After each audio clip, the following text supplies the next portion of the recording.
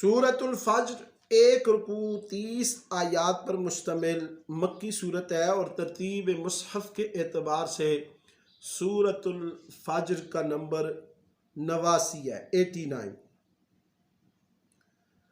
اس کی پہلی آیت میں الفجر کا لفظ ہے، اسی مناسبت سے اس کو سورۃ الفجر کہا جاتا ہے۔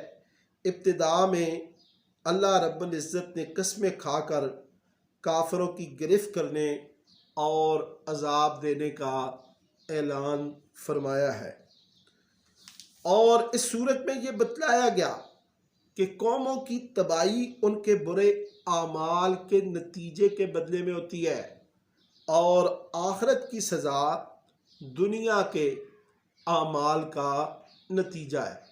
اللہ رب العزت نے فرمایا والفجر ولیال عشر والشفع والوتر واللیل اذا یس، فجر کی قسم، 10 راتوں کی قسم، جفت اور طاق کی قسم اور گزرتی ہوئی رات کی قسم۔ ان تمام قسموں میں عقل والوں کے لیے بڑی تنبیہ ہے کہ خدا کے دشمن ہمیشہ ذلیل اور رسوا سزا پاتے ہیں۔ قوم عاد کو دیکھو، وہ بڑے بڑے محلوں والے، مضبوط جسم ڈیل اور ڈال والے۔ قوم سمود اور فرعونیوں پر خدا کے عذاب کی تباہ کاریاں دیکھو اور سنور جاؤ۔ یاد رکھو ان ربک لبالمرصاد، اللہ تعالی مجرموں کی گھات میں ہے۔ اللہ رب العزت مجرموں کی گھات میں ہے۔ ناشکر انسان کا پھر حال بتایا کہ ناشکر انسان اس کا حال یہ ہے کہ اسے جب نعمتیں ملتی ہیں تو شوخیاں مارتا ہے، فخر کرتا ہے، اور جب اسے آزمائش میں مبتلا کر دیا جائے تو وہ شکوے کرتا ہے۔ تمہارا اپنا حال یہ ہے، ذرا اپنی حالت پر، اپنے کردار پر تو نظر کرو۔ کلا بل لا تکرمون الیتیم، یتیم کو تعظیم نہیں دیتا، تکریم نہیں کرتا۔ ولا تحاضون علی طعام المسکین، اور مسکین کو کھانا کھلانے کی ترغیب نہیں دلاتا۔ مال میراث کو ہضم کر جاتے ہو مال دنیا سے۔ وَتَأْكُلُونَ التُّرَاثَ أَكْلًا لَمًّا وَتُحِبُّونَ الْمَالَ حُبًّا جَمًّا، اور مال دنیا سے تمہاری محبت تمہارے جسموں میں رچ بس گئی ہے۔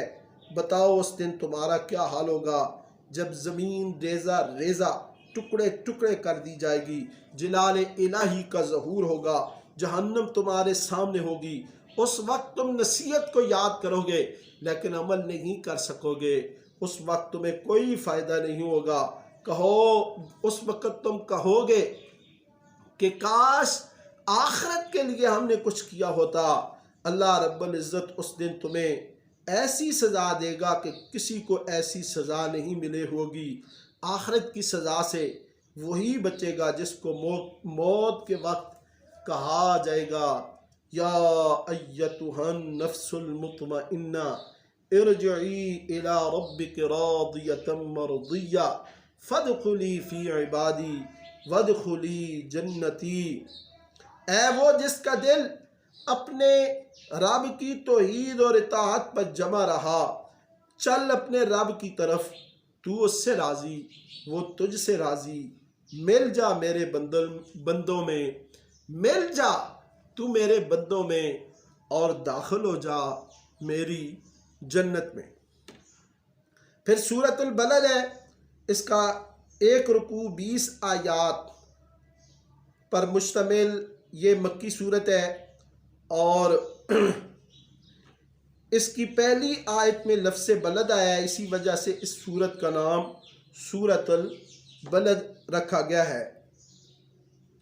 یہ انسان اس دنیا میں راحت اور آرام کے لیے نہیں بلکہ محنت کے لیے پیدا ہوا ہے۔ اس کی کامیابی دستور حیات قرآن کے ساتھ وابستہ ہو جانے میں ہے۔ سب سے پہلے اللہ رب العزت نے فرمایا لا اقسم بہذا البلد، وَأَنْتَ حِلٌّ بِهَذَا الْبَلَدِ، اے محبوب صلی اللہ علیہ وسلم اس شہر کی قسم جس میں آپ چلتے پھرتے ہیں، لَقَدْ خَلَقْنَا الْإِنسَانَ فِي كَبَدٍ، ہم نے انسان کو سخت مشقت میں پیدا کیا ہے۔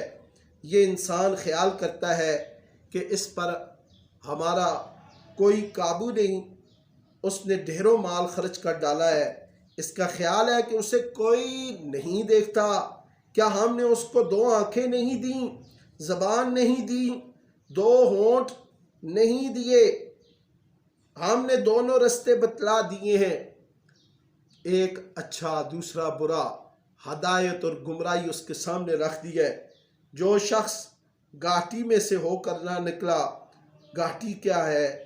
غلاموں کا آزاد کرانا، یتیموں اور مسکینوں کو کھانا کھلانا۔ اس کو چاہیے تھا کہ نیکی کے ان کاموں کو انجام دیتا، یتیموں اور مسکینوں کو کھانا کھلانے کا اہتمام کرتا، ان کے لیے اپنے مال، اپنے زر کو کھول دیتا، لیکن اس نے کنجوسی کی اور اپنا مال بڑھاتا رہا اور آخرت کے انجام سے بے خوف رہا۔ تو اللہ رب العزت نے فرمایا کہ یہ تو ان لوگوں میں سے نہ ہوا جو ایمان لائے اور انہوں نے ایک دوسرے کو صبر اور ہمدردی کی تاکید کی۔